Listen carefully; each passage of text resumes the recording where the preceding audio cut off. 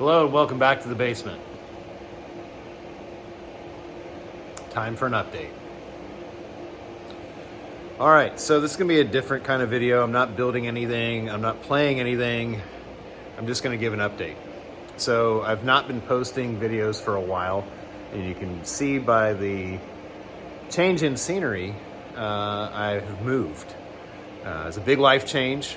I've been employed with the company for over 20 years, almost 21 years, and was abruptly, without warning or even an inkling of something was going to happen, was laid off. My position was eliminated, and it was in preparation for that company to sell.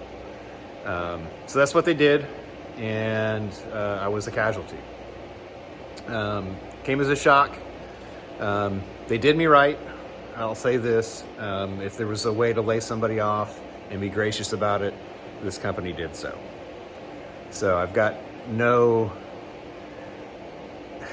it's just a feeling of sadness, because that's been a massive portion of my life, and I'm grateful for the opportunities I've had there, and the career that I've had, and the friends that I've made along the way, and the impact of the organization that I was able to have.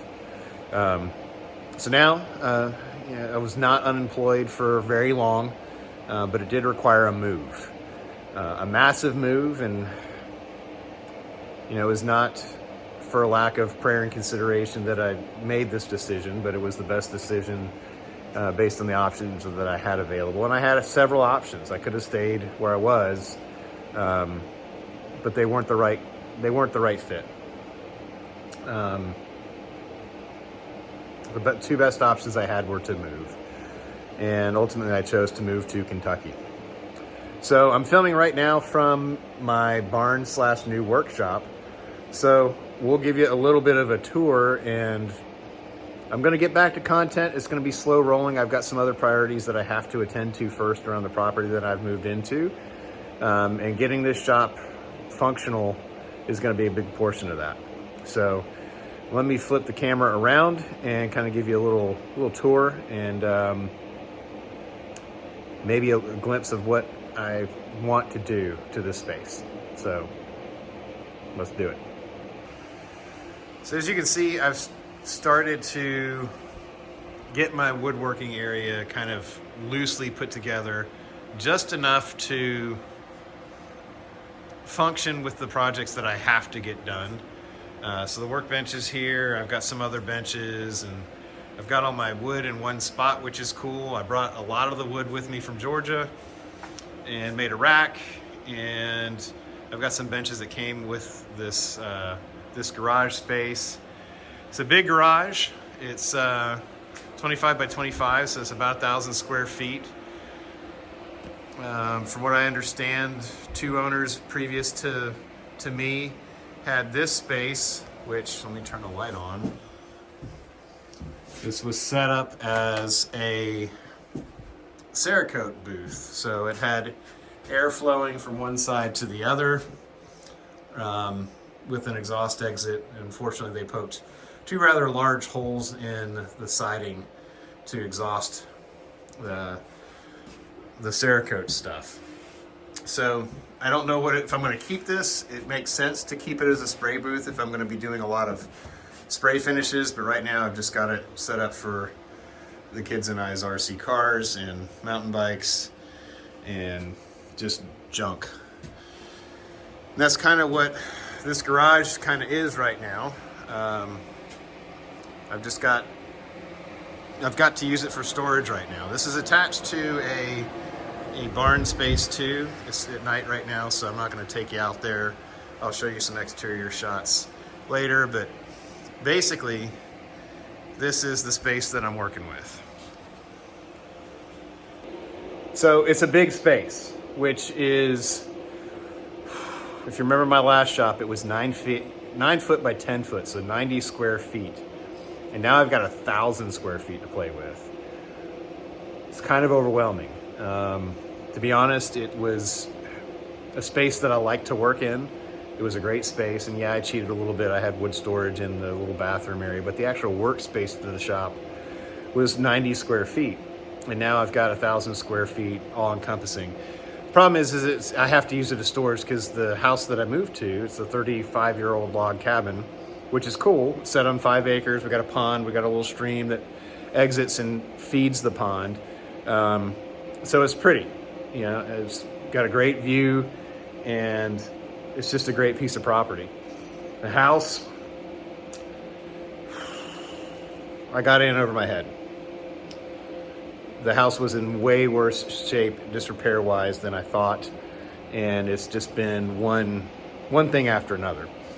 So it's one of those issues where we knew we were getting a fixer-upper with a lot of log rot, but we didn't think the log rot was going to be as extensive to fix as it's turned out to be. We hired a contractor for a handsome sum of money. It was supposed to be a 1-month project.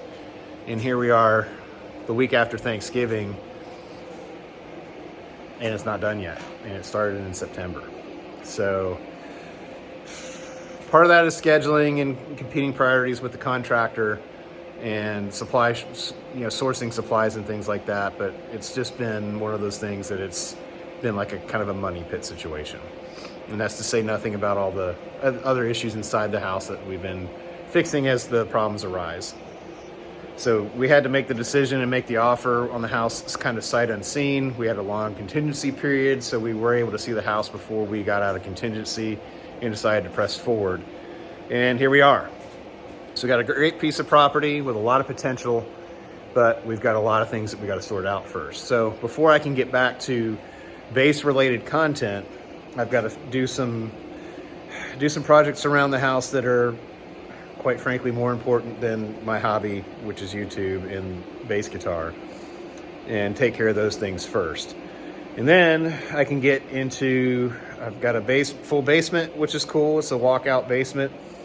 So I've got plenty of room to set up a studio. It needs a lot of work.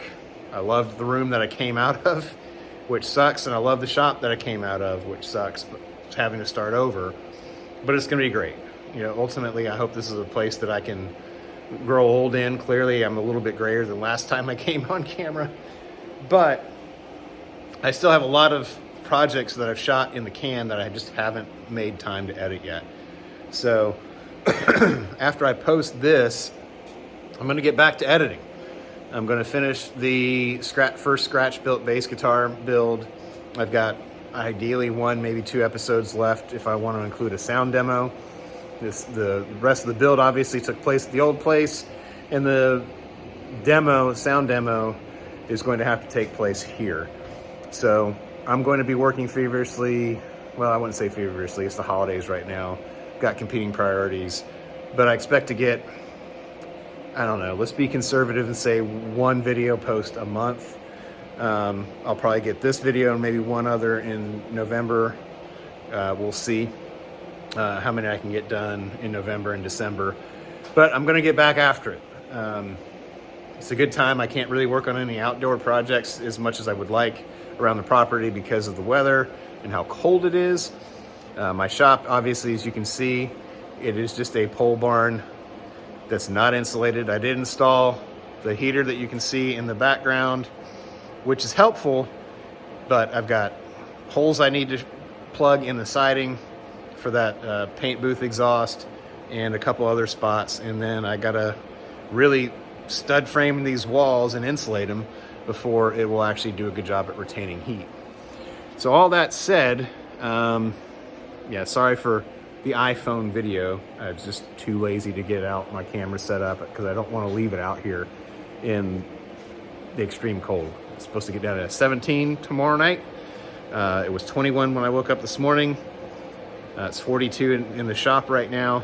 This is not good for my wood. So I've got to prioritize that and hopefully get this done before winter is over, just in time for it not to matter as much. But anyway, that's the status update. That's where I've been. That's why I haven't been posting. I'm going to get back to it. I appreciate those who have been patient, waiting for content, waiting for me to finish up that build.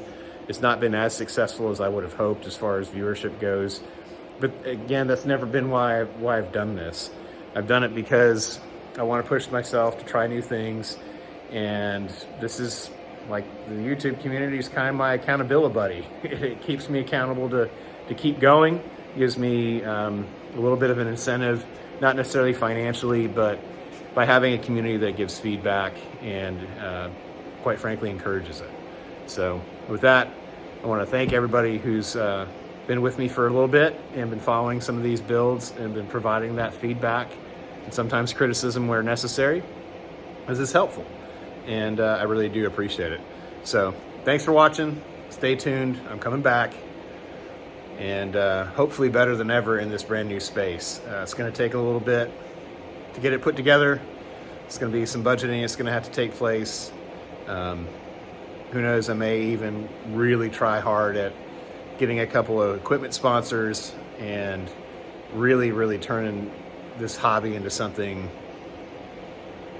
more productive than a hobby. Still doing it for the love, but maybe figure out a way to at least get it to be solvent enough to pay for half of itself. Because I've been doing YouTube for almost 5 years now, and obviously I do niche type of things that quite frankly don't have a huge audience, which is fine. Again, it's not what it's about for me, but if I can get it to at least pay for some of the things that I'm doing, the projects that I'm doing, that'd be great. So yeah, I do appreciate your patience. I appreciate your support, and I look forward to getting this space built out in a good way so it's useful and productive and allows me to do some projects and some builds that I've had my sights on for years and just haven't had the space to really bring them to life. But you know, the cool thing about building bass guitars, you don't need a ton of space. I proved that by building my first instrument in a 90 square foot shop with limited tools. So it's only going to get better, and I'm going to gain more experience, and I'm going to get better at it. And I hope you join me along the way. So with that, I'll see you next time. Can't say down here in the basement anymore. That sucks. Out here in the barn? We'll work on that. See you next time.